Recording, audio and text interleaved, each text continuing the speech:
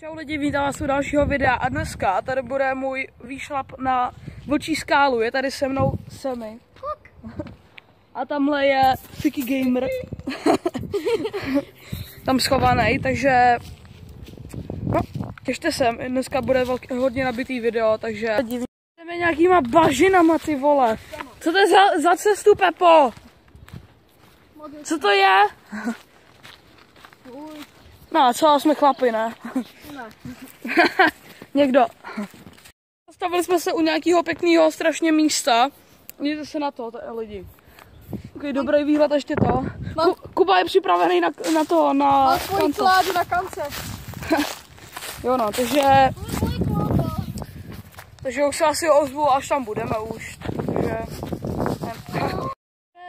tady Fiky dostal nějaký úplně báječný nápad, že vezme klacek a já mu nadhodím šišku a on ji odpálí, takže klacek se urval, když jsem tam hodil tu šišku, klacek mi vlítnul do koulí.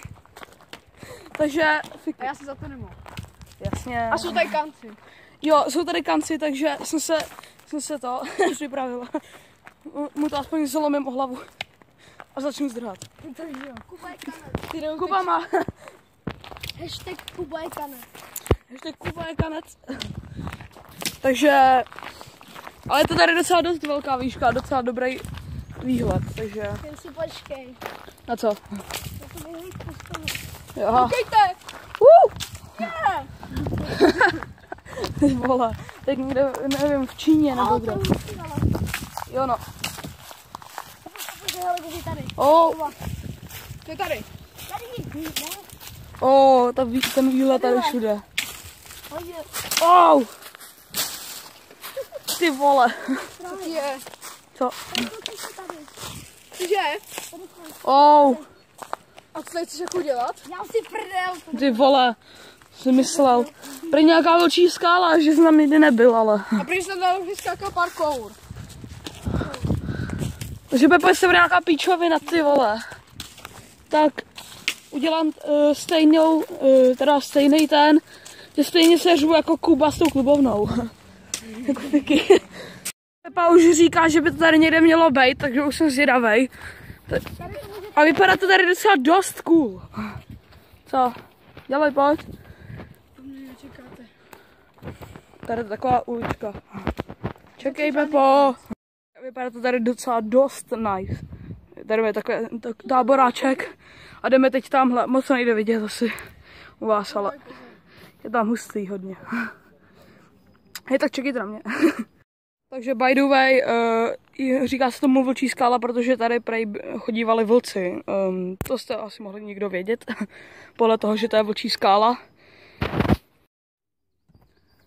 Ty vole, tady je docela dost strmý. Mám ještě rozvázanou tkaničku ještě k tomu, protože jsem dilino. Čekejte na mě.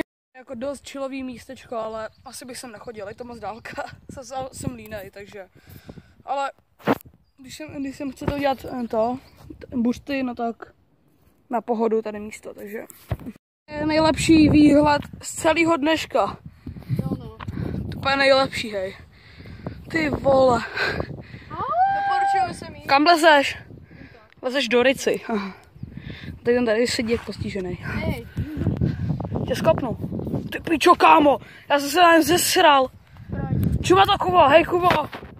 Jsme na konci cesty a asi se vám ozvu, až budeme dole úplně, protože to nemá cenu tady takhle chodit jenom. Jaký jsou tvoje pocity, Kubo, z dnešní cesty? Tak je neděle, taky neděle, ale no. Ne, čekej, ale prostě já jsem chtěl říct, že jako doporučuji tam kouknout, že tam vážně pěkně a musím dávat pozor, že ty kameny jsou jakoby kluský, ale jo, jinak dobrý, za výlet to je dobrý, ale ztráta času, no pak, když se pojedete zase autem dolů, tak je to na hovno. Ano. Jsou tady úplně strašně hodně klacků. A všude samý listy, takže se moc nedá chodit a protože ta kamera je teď trochu roztřesená. Trochu možná. Takže asi se vám ozvu už dole. Se šli dolů a Už jsem rád, protože tam bylo všude samý klacky, tam byly, nešlo se tam moc chodit a pořád jsme zabloudili. Přesně v tuhle dobu se mi vybil mobil. Abych to dotočil, no tak chci mu říct, že jsem pak už byl jen venku a s tím vybitým mobilem a nemohl jsem už to pro vás ten den natočit, takže teď to dotáčím teď večer a bylo to na pohodu prostě. Jsme tam i skákali, takže bylo to docela v pohodě a na pohodu. A jak jsem točil už v tom městě, jak už jsem nebyl v tom lese, no tak chci jen říct, že že jsem tam říkal, že tam byly větve, což vím, že je samozřejmé, že tam je les, že tam budou větve. Já vím, aby jsem nevypadal jako někdo, kdo nechodí do lesa. Jo a tadyhle někde by mělo napsáno být edit by Power Director, myslím, že to říkám dobře teď, nevím. A je to taková apka, přes kterou edituju video a jestli někdo chcete být youtuber, jestli chcete natáčet na YouTube, no tak si tady tu apku stáhněte a jsem s ním spokojený, je v pohodě. Dá se tam prostě psát, přibližovat, prostě je všechno. A takže jsem rád. Já jsem chtěl říct, že tady to je dobrá.